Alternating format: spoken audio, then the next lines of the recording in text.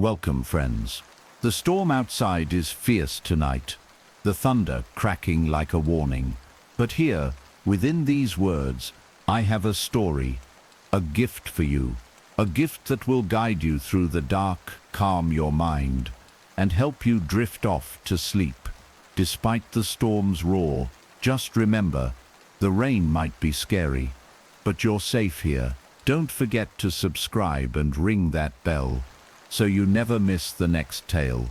Now close your eyes and let's begin.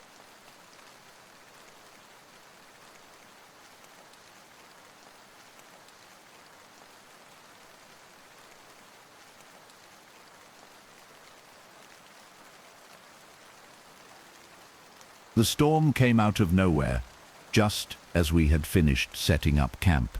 The sun had barely set when the clouds rolled in, heavy and dark, hanging low over the trees. We didn't think much of it at first. A little rain wasn't going to ruin our weekend in the woods.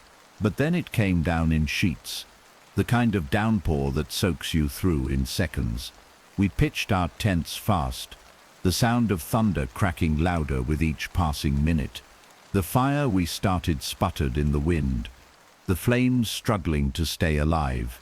The woods around us felt too quiet, as though the storm had pushed everything into hiding. Even the birds, which normally chirped endlessly at dusk, had gone silent.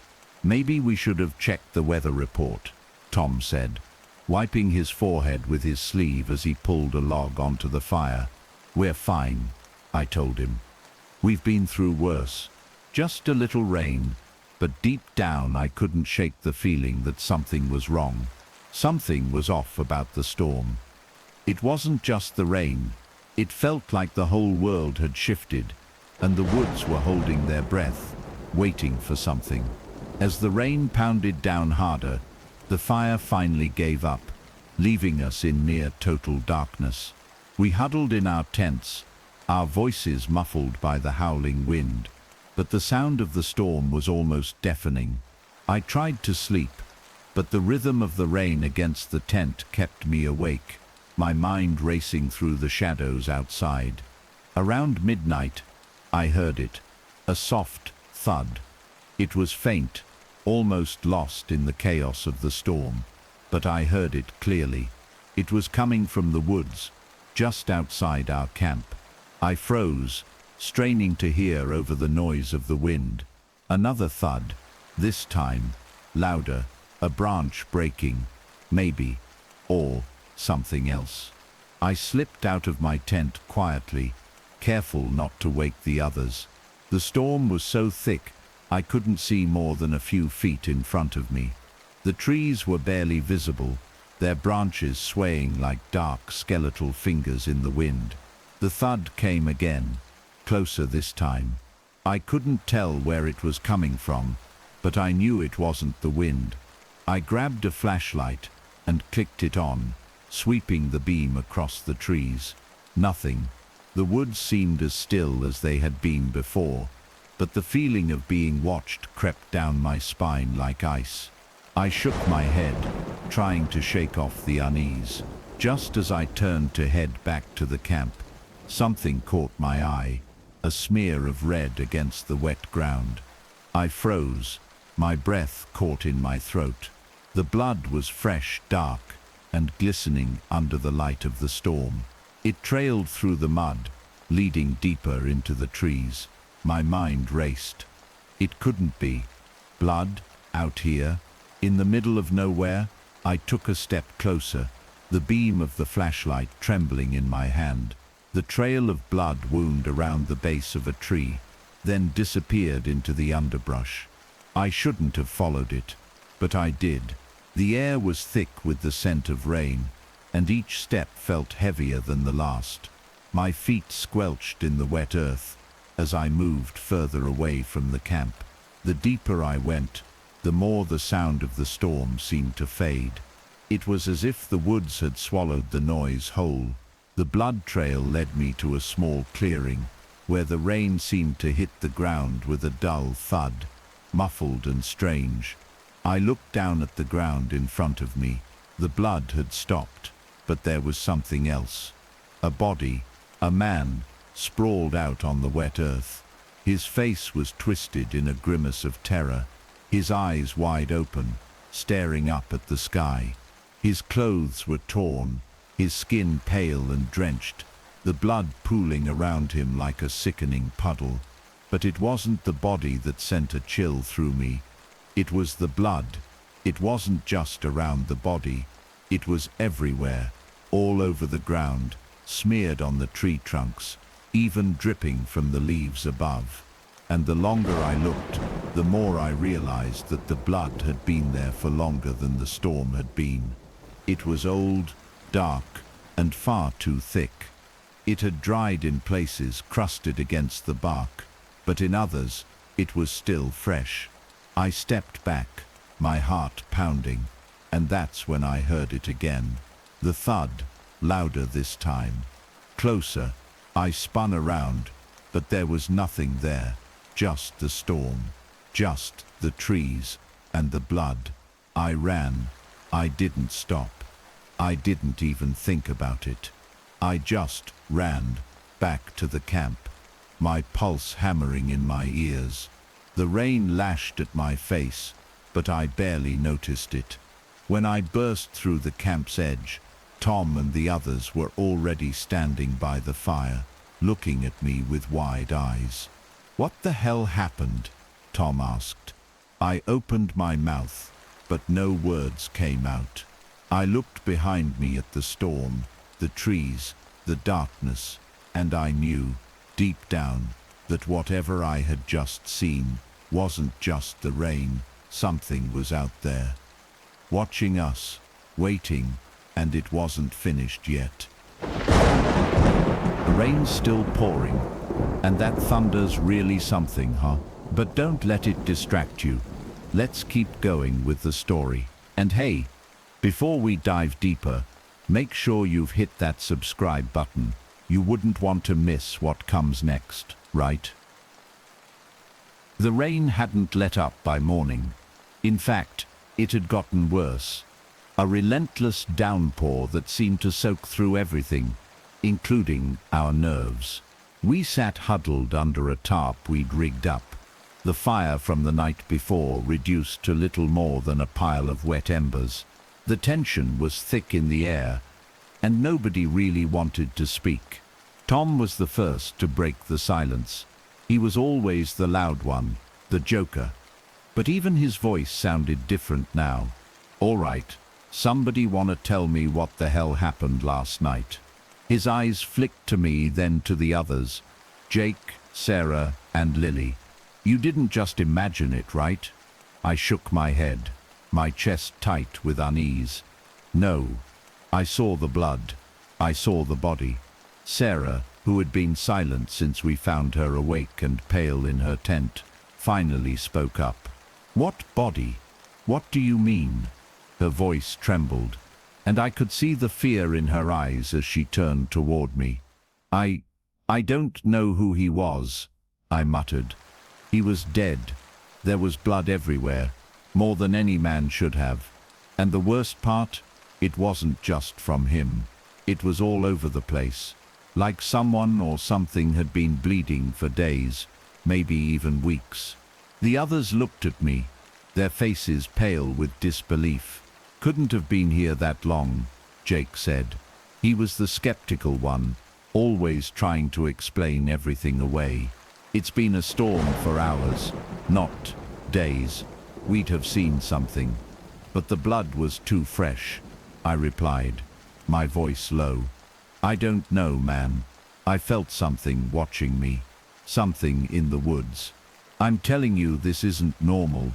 The wind picked up, howling through the trees. The storm seemed to shift, like it was pushing us, urging us to leave. But we couldn't leave. Not yet. Our gear was still soaked, and none of us wanted to be the first to suggest abandoning the trip. But I could see it in their eyes. They wanted to leave. They were just waiting for someone to say it. I broke the silence again. "We need to go back to the clearing. We need to figure out what happened." Tom looked at me like I was crazy. Are you out of your mind? What the hell are we gonna do there? Just get out of this god-forsaken forest, man. I don't care about some dead guy. We're not gonna go digging up whatever's left. But I could see it in his eyes. He was scared. Not just of the storm, but of whatever was out there. I'm not digging up anything, I said. I need to know what happened. I can't shake the feeling that we're not supposed to be here. That something's been watching us this whole time. Lily, who had been quiet up until now, spoke in a soft voice. He's right, Tom. I don't think we should ignore it. Whatever's out there, it's not just some random animal or a freak accident. Something feels wrong. Jake snorted. You're all losing it. I mean, we've been through worse than this before, right? Just some blood and a body in the woods. What's the big deal? But even Jake's bravado couldn't hide the nervous flicker in his eyes. I couldn't explain it. The feeling gnawed at me, pulling me into the darkness that lingered just beyond the trees. Something about the way the blood had looked, how it had soaked into the earth, felt like a warning, like a message. And I couldn't shake the image of the man's face, frozen in terror. Something had happened to him. Something terrible. You know what? Tom said, standing up abruptly. Fine, let's go check it out. But if we get there and there's some freak in the woods playing games with us, I swear to God, I'm out of here. We gathered our things, our moods shifting to something darker. The storm was still raging, the trees swaying violently in the wind. The woods around us felt alive, as though the forest itself had become a creature, watching our every move. We walked toward the clearing, the muddy trail slipping under our boots as we trudged forward. The sound of the rain was deafening now, making it hard to hear anything else. But every so often, I thought I heard something. A footstep, the crack of a twig, something just behind us. We reached the clearing. The trees that had once seemed so comforting now looked ominous, like they were reaching toward us with twisted arms. I was the first to step into the clearing, and my heart nearly stopped. The body was gone. Not a trace of it remained. The blood had disappeared too, leaving only the barest hint of red stains on the ground, the same way it had been before. What the hell? Tom whispered, stepping forward, his voice tight with disbelief. This doesn't make any sense, Jake said, his voice shaking now. We saw it. It was right here. I stood in the middle of the clearing, looking around at the others. I don't know what's going on, I said, my voice barely above a whisper. But I know one thing, something moved that body. It wasn't a bear, it wasn't a storm. The wind howled louder, and suddenly, a strange sound broke through the chaos of the rain. A low, guttural growl. Lily froze. Did you hear that? She whispered, her face pale. I nodded. Get ready, I said. It's not over. Whatever's out there, it's coming. And that's when I saw it. A shadow moving in the trees. Just a glimpse at first, but it was enough. Something was watching us.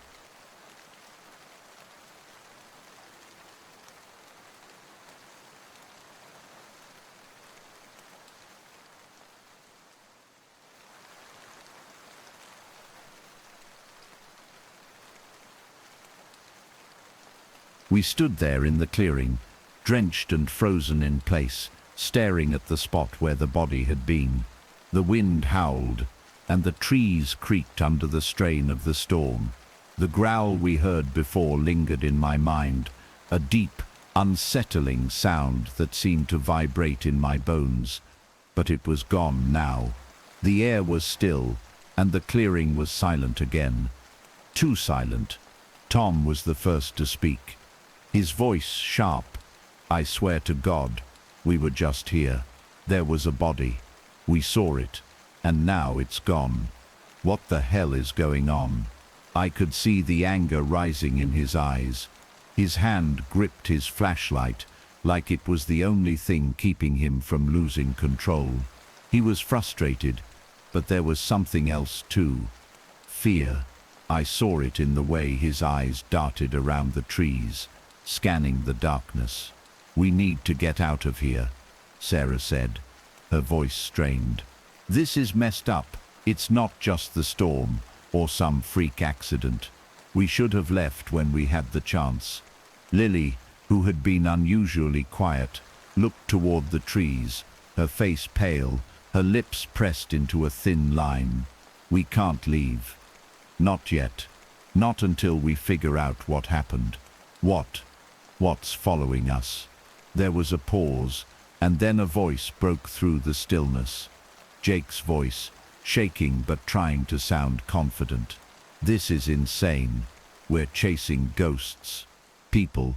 There's no body, no blood, nothing. I don't know what the hell's happening, but we're not gonna find answers standing here. We need to get back to the camp, pack up, and go home." I could feel the tension building in the air. Everyone was on edge, but Jake's words seemed to ignite something in Tom. "Right, and just pretend nothing's wrong. You want to ignore what happened." Tom snapped. "You want to ignore that something's out here with us. Something we can't see, but we can feel it. You think we can just walk away and forget about it?" Jake's face twisted with frustration. "I'm not saying ignore it, but if we stay here, we're just making it worse. We're not helping anything by standing around freaking out. Whatever's out there, if it even is out there, it's not going to come after us if we're not dumb enough to stay." "I don't think you get it," Lily muttered under her breath, barely audible. "You think it's just a game, that this is some joke. Something is out there, and if we leave now, we might be running right into it." I could feel the hair on the back of my neck rise. The wind picked up again, whipping rain into our faces, and the tension between the group thickened. We were split now, divided between fear and rationality, between what we knew and what we didn't want to believe. We were still standing in the clearing when I heard it again, the growl. This time, it was closer, much closer. My heart pounded. It was no animal. It was too deep, too human. Before anyone could react, I heard a snap, a branch cracking loudly behind us. We all spun around at once, shining our flashlights into the darkness. Nothing, but the growl was still there, faint but unmistakable, like something breathing, low and heavy. "That's it," Tom said, his voice trembling now, though he tried to keep it steady. "I'm done. I don't care if you think I'm crazy, but I'm not staying here. I'm going back to the camp." "No," Sarah cried out. "You can't. It's not safe. There's something out there." But Tom was already turning, heading back toward the path leading to the camp, his footsteps quick and hurried. "I'm going back," he called over his shoulder, his voice rising in panic. "I'm not sticking around to die in these woods." "Tom, wait," I shouted, but he didn't listen. He was gone, swallowed by the rain and the trees. We all stood there for a moment, unsure what to do, the growl echoing in our minds, sending a chill down our spines. I could feel the weight of the storm pressing in on us, like it was trying to force us to move in the same direction, toward the path Tom had taken. "We have to go after him," Lily said quietly. "He's not safe alone." "No." Jake's voice was harsh, his eyes wide. "We need to stay together. We go back to camp now, and we wait until the storm passes. We'll figure it out there." I glanced at Sarah, who was shaking, her eyes filled with terror. "I'm with Lily," We can't leave him out there." But before anyone could respond, there was a loud crack, like thunder, but sharper, closer, and then something heavy dropped from the trees, landing with a sickening thud, just a few feet away. We all froze, staring in horror, as a massive figure stood up in the shadows.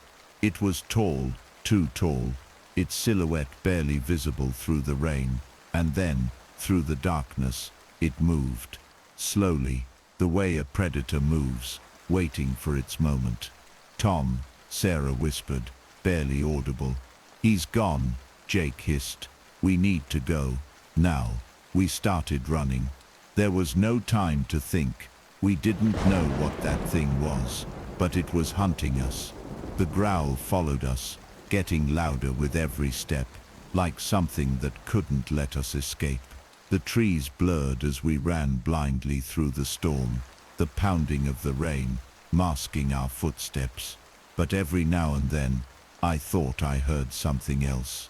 A whisper, a voice. The wind howled again, and the growl grew louder, closer.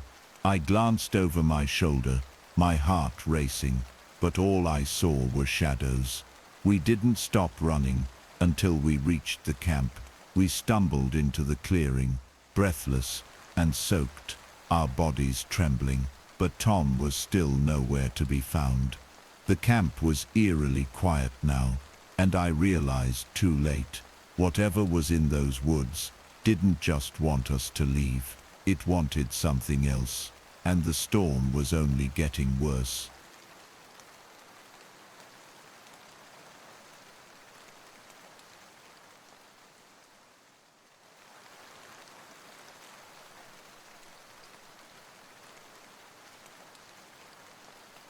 The storm outside hadn't let up.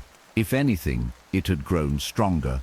The wind howling so loud it felt like the forest itself was alive, whispering its secrets in the dark. The campfire we'd managed to get started sputtered in the wind, casting flickering shadows that danced wildly around us. We were all gathered around it, but there was no comfort in its warmth. Not anymore. Tom was still missing. It had been hours since he'd run off, and every minute felt like an eternity. We had checked every corner of the camp, every path leading into the woods.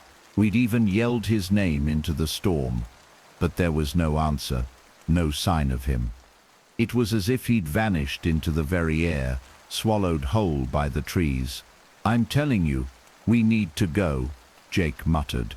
For the 100th time, his eyes flicking nervously to the edge of the camp. "We're not gonna find him out there. Not with whatever the hell is stalking us. We need to get out of here."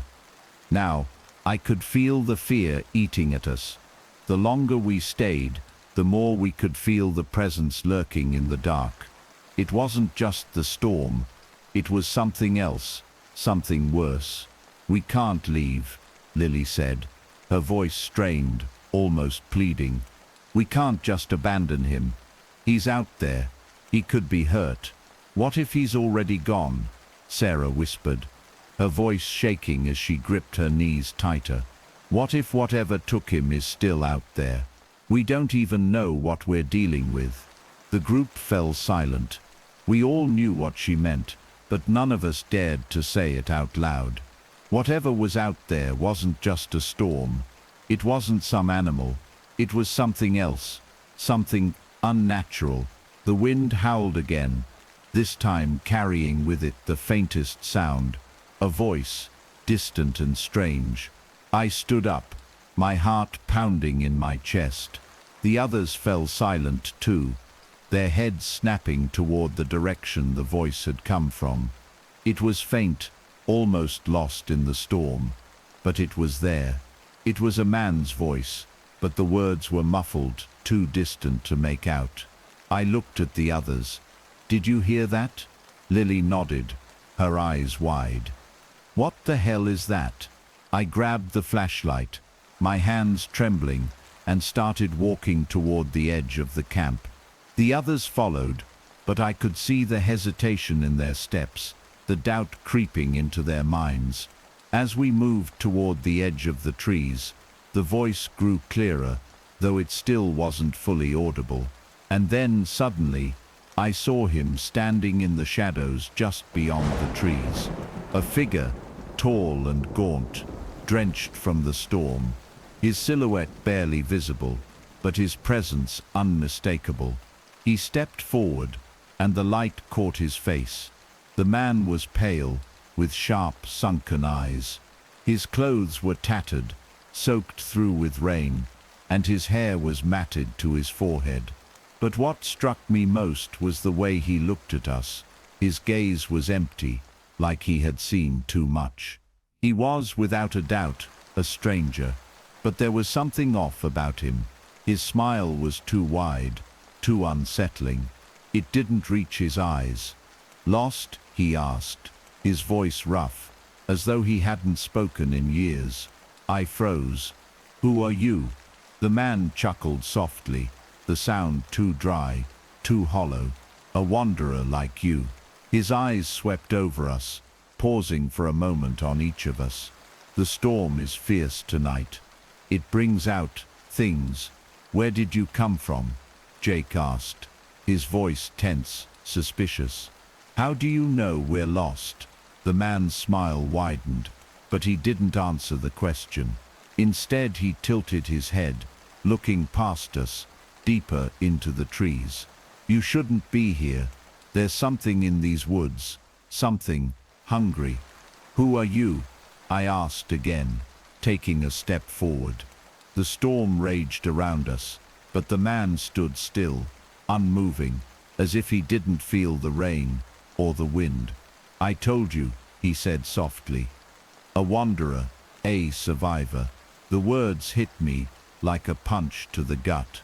Survivor. What had he survived? What had he seen?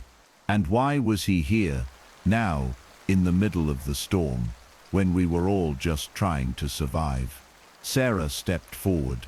"We're looking for someone, a friend. He's missing. We don't know where he went."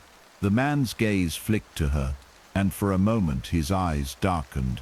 "He's gone," he said flatly. "You won't find him. Don't say that." Lily snapped, her voice breaking with panic. "He's out there. We can't leave him. We can't just—" The man raised a hand, silencing her. "There's no hope for him now.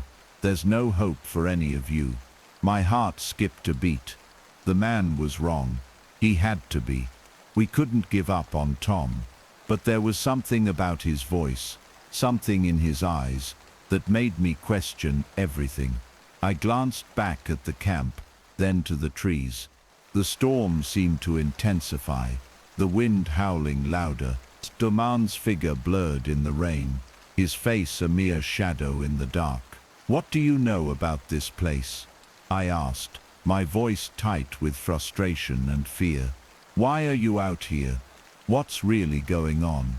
The stranger stepped back, his eyes locking onto mine, his smile fading into something more sinister. "The woods aren't what they seem. They change people. They change everything. And tonight is when they come for you." Before I could respond, before anyone could react, the man turned and disappeared into the trees, vanishing into the storm. We stood frozen for a moment, the rain beating against our faces. But then the silence was broken. The growl. It was louder this time, closer. And then a scream I recognized. It was Tom.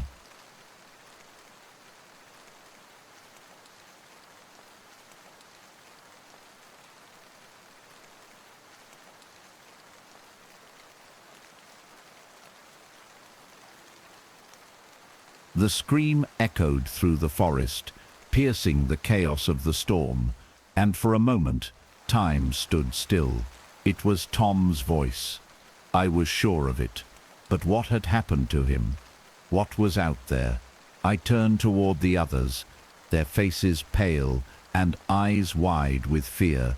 We were all frozen, but we couldn't stay still for long. That scream, it was a cry for help. And we weren't about to just stand there and do nothing. "We have to go," I said, my voice hoarse, fighting against the terror clawing at my chest. That was Tom. "He's still alive. We have to find him." Jake looked at me, his eyes wide with disbelief. "How the hell do you know that?" "I know," I said, already moving toward the edge of the camp. "We have to hurry." The others hesitated, exchanging glances, but they knew it too. If there was even a chance that Tom was still out there, still alive, we couldn't just leave him behind. The rain was still relentless, pouring down in sheets that made it almost impossible to see. But we had no choice. The trees ahead loomed like dark giants, their branches swaying violently, creaking under the weight of the storm. "We shouldn't go out there," Sarah whispered, her voice trembling. "We don't even know what that thing is. What if it's waiting for us?" I looked back at her, trying to keep my own fear in check. "We don't have a choice. If we wait any longer, we might never find him." Lily, who had been quiet up until now, stepped forward. "He's right. We can't leave him out there to die." We moved as a group, carefully making our way through the woods, the sound of the storm deafening. My flashlight flickered erratically, casting brief, unsettling shadows over the trees. Every crack of thunder made the hairs on the back of my neck stand up, and the closer we got to the edge of the forest, the more I could feel the weight of something unseen, something watching us. "Tom," I shouted, my voice swallowed by the rain. "Tom, can you hear me?" No answer. The silence that followed was suffocating. We pushed deeper into the woods, following the direction of Tom's scream. But the forest seemed to stretch on forever, an endless maze of trees and shadows, and every few minutes the growl came again. Low, deep, the sound of something hunting us. "I don't like this," Jake muttered, his voice tight with fear. "I don't like this at all." I felt the same way. The storm seemed to be closing in on us, and every sound, every creak of the trees, every snap of a twig underfoot, made it feel like we were being herded into something worse, something waiting just beyond our reach. Then the growl came again, louder, closer. This time it wasn't from the trees, it was right behind us. I spun around, flashlight trembling in my hands, but there was nothing there, just the storm, the trees, the darkness. But I knew it was there. I could feel it. Something was closing in on us, and it was getting closer by the second. "Let's keep moving," I said, my voice shaking. "We have to keep moving." We started walking faster now, our footsteps quick and uneven, as we tried to push through the storm, the darkness, the fear. My mind raced with thoughts of Tom, his face, his scream, and what had happened to him. The man, the stranger, had said it was too late for him, but I couldn't believe that. I couldn't just give up on him. And then we heard it, a sound that stopped us dead in our tracks. A rustling in the bushes. Lily gasped, stepping back. "What the hell was that?" I raised the flashlight, shining it in the direction of the noise. For a moment, there was nothing, just the wind howling through the trees. But then, in the distance, a figure stepped into the light. It was Tom, or at least, it looked like him. He was standing there, drenched, his clothes torn, his face pale and bloodied. His eyes were wide and unblinking, staring into the beam of the flashlight, with an almost empty expression. "Tom," I called out, my heart racing with relief. "Is that really you?" He didn't answer. He just stood there, unmoving, his eyes fixed on us. "Tom," Sarah called out again, taking a cautious step forward. "What happened to you?" But still, no response. He didn't even seem to recognize us. And then, something strange happened. The wind shifted, and I saw it. Behind him, a shadow, darker than the night itself, moving impossibly fast, like a ripple through the air. It was a blur, a creature that seemed to materialize from the very darkness around us. "Tom, move!" I screamed, but it was too late. The shadow lunged forward, faster than anything I had ever seen, and the next thing I knew, there was a loud, wet crack, followed by a horrible, bone-chilling scream. It wasn't Tom's voice. It was something else, something that didn't sound human. The shadow vanished into the trees, and in the blink of an eye, Tom was gone. We were left standing there in the storm, the rain pouring down, the air thick with the scent of blood. And then the growl came again, louder, closer, and this time I knew we weren't alone. We were being hunted.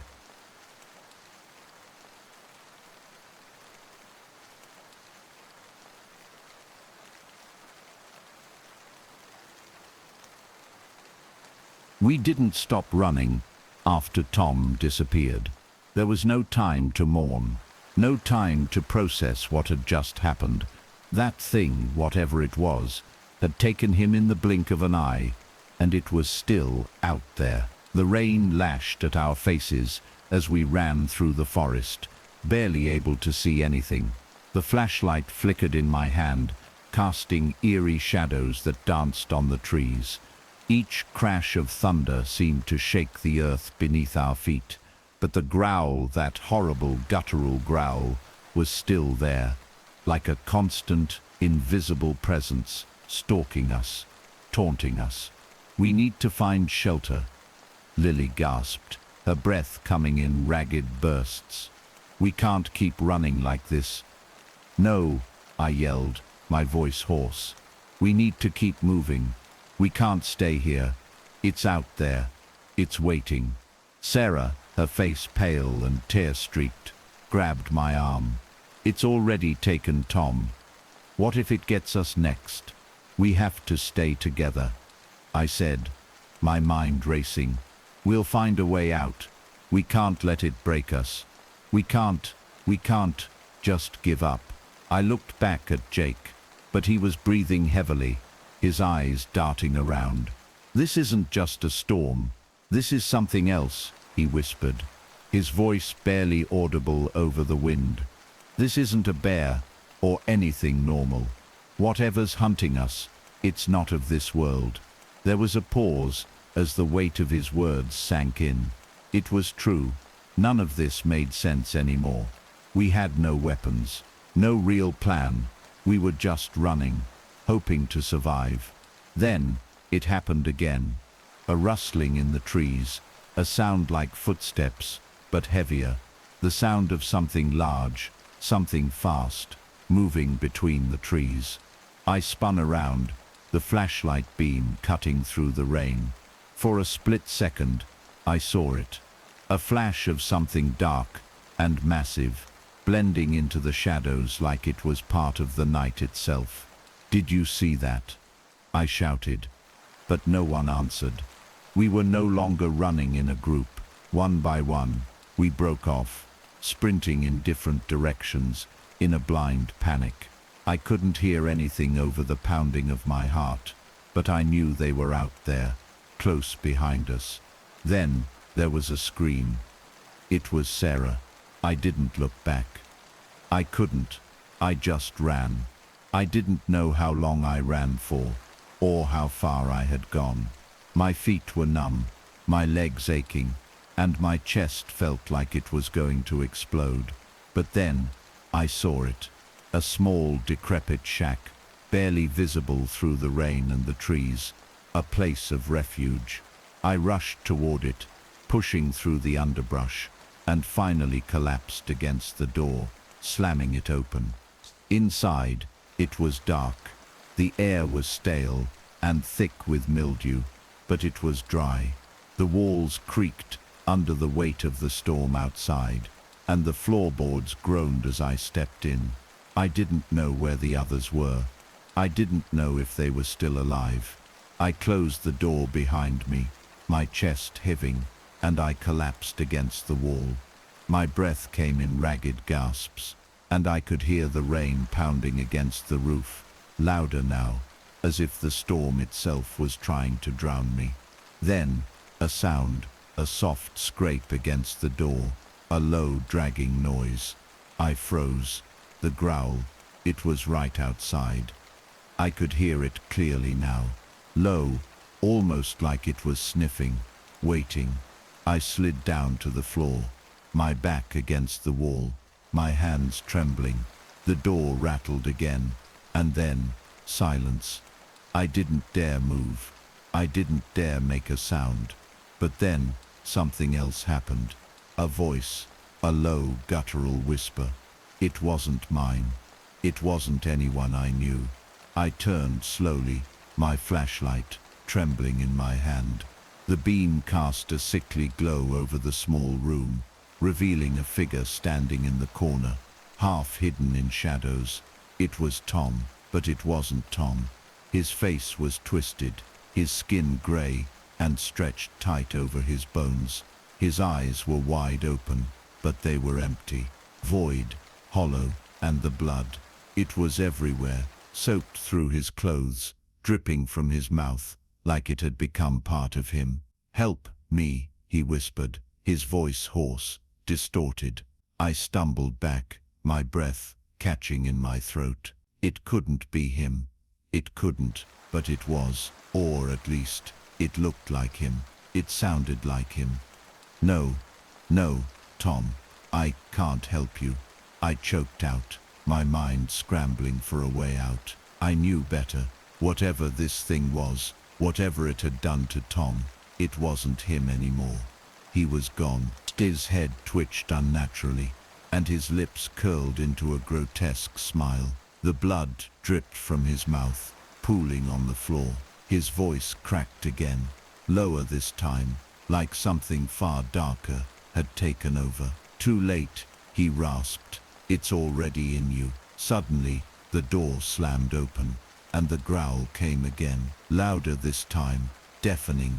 The walls of the shack seemed to shudder, and I knew I didn't have much time. The thing that had taken Tom, that had taken all of us, was here. It was inside, and I had nowhere to run.